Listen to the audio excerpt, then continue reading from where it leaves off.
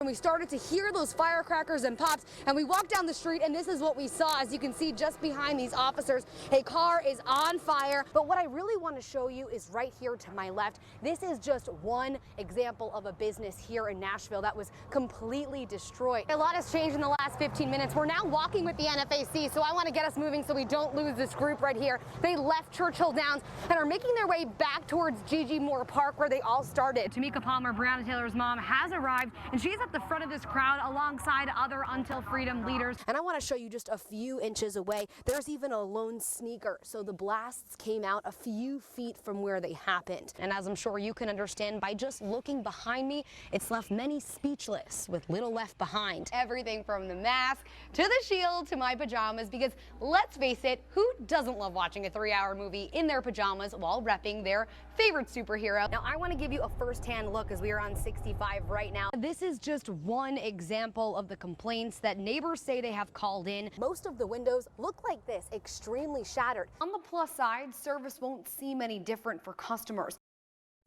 Strong silence. We're going to pass this law. Suddenly changed into an eruption of cheering.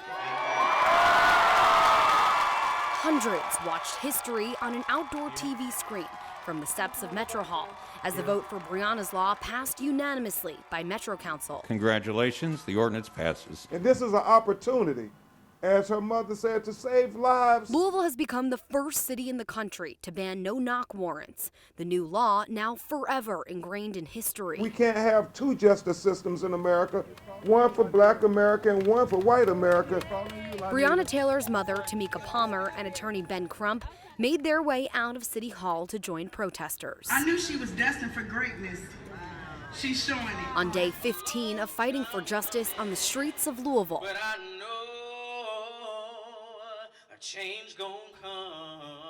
The steps of Metro Hall turned into grounds for celebration. Justice! Justice! This was a historic victory. A reminder of what democracy truly looks like. Don't be afraid to ask the people that you put in office to give you everything that you desire. How forever changing this new law may be, Breonna's family, their attorneys, and the people of Louisville remind us this fight is far from over. It stops today, it stops now, and that we know, even as heartbreaking as it sounds to say, that Breonna Taylor had to die for us to live. It was a long day as members of the NFAC started at Baxter Square, made their way down here to Jefferson Square Park, and then went back up towards 12th and Jefferson. We were there as they were gathering and getting ready for a long day, but then things changed. People ducking behind cars, medics running to help. During one of our safety checks, one of our individuals accidentally fired their weapon. We watched 2 people get taken away in an ambulance after getting shot.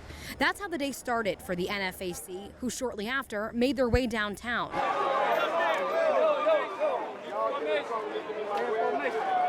And onto the steps of Metro Hall. NFAC, not around. There was much anticipated talk about other groups showing up. We don't respond to threats. We didn't come here to fight anybody. Our mission has been said over and over again. We are here for the protection. Crowds of protesters and the wild card command of the 3 percenters were the only others we saw. We're here just to make sure that everybody remains calm, let the protesters do what they want, keep everybody safe. And aside from the gunshot that went off earlier in the day, things did stay safe. Grandmaster Jay, the leader of the group, tells us this march was part 2 of their process. Part 1 was talking to Attorney General Daniel Cameron about justice for Breonna Taylor. Or if you tell me something that's not going to satisfy what these people want, I'm going to bring my people in just to emphasize that we really want the truth. And that's what today was. It's not just the people of Louisville that you owe an explanation to. You owe an explanation to black people, period. Now he says if answers aren't provided in the next 4 weeks, they may come back to town. Do I believe they can do it in 4 weeks when it normally takes 8 weeks? Well, let's just say I wouldn't want to be in their shoes if I didn't.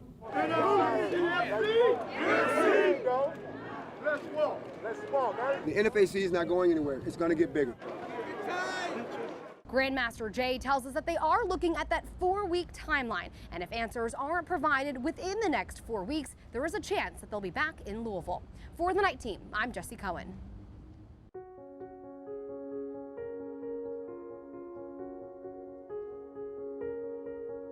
So I grew up in Smoketown. I was raised by my grandmother since I was 6 months old. You know, she did a really good job of shielding me from a lot of the things in our neighborhood. You know, when looking back, I see a lot of other kids that I grew up with that, you know, didn't make it out, that, you know, didn't finish high school or didn't have a chance to go to college or really any of the other opportunities that I was able to take advantage of. My name is Torrence Williams, and I am pushing Louisville to be better at producing racial equity in all aspects of society. I was the first in my family to graduate from college. I went to University of Louisville, majored in industrial engineering. My move out to St. Matthews from being in Smoketown was probably the largest move that I've had. The weirdest thing about getting older and moving from, you know, poverty and lower class into, you know, upper middle class or whatever, you know, you would classify me as, is the idea that, you know, I've gained privilege. And I've realized that I don't ever want to forget how I was brought up. I don't ever want to forget the community that I came from. Both of my parents were both addicted to cocaine. You know, I was hit by cycles of incarceration, cycles of poverty, and really the major root cause when we talk about this of why we have all of these negative effects in low-income communities and communities of color today is when we look at redlining.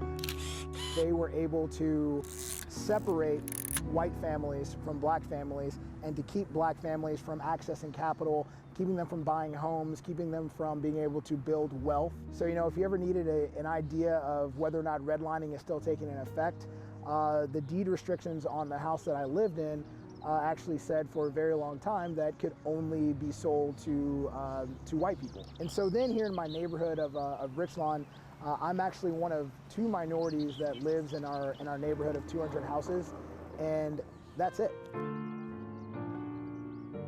If we are as intentional in building these communities up and giving them the resources that they need to survive as we were with intentionally destroying these communities with redlining, we could put away our racial tags and all of the issues that we have in 10 years. It would be completely gone. We have to put pressure on our politicians, on our legislators to make sure that they have enough resources and information and knowledge so that they can have the basic tools that they need to succeed in order to make better decisions. But let's get everybody to that same starting point to make it better for all people.